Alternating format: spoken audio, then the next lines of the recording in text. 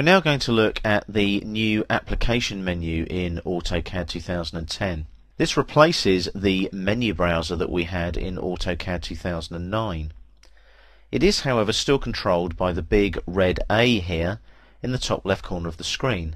If I click on the little down arrow there, you'll see the application menu appear, and it is very different to the menu browser we used to have in AutoCAD 2009. It's very process driven now. The menu browser in AutoCAD 2009 purely replicated the old pull-down menus from previous versions of AutoCAD. What this does, you'll notice, is it gives you options and descriptions of all of the commands on the application menu. So if I hover over New here, you'll see it gives me the option to start a new drawing or a sheet set, for example. There are some other icons as well. If I hover over here, I can look at recent documents. I can also open documents.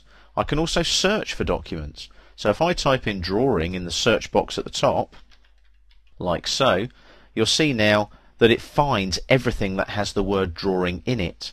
It goes to the AutoCAD help menus, it goes to the AutoCAD manuals and so on that are stored within AutoCAD as well.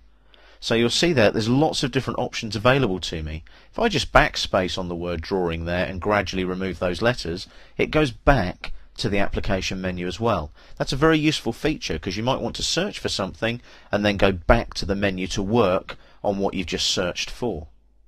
What I can also do here, if I hover over a drawing now, I get the quick access. You can see there's lots of different drawings that appear and so on. If I go to Save As, I can save as lots of different file formats. If I go to Export, I can export a DWF, a DWFX, a 3D DWF. There's also more PDF support in AutoCAD 2010. I can also export to DGN or any other file format that's available in AutoCAD. Let's have a look at Print now here on the left hand side of the menu here. What I'm going to do is go to Page Setup and just click on one of these options.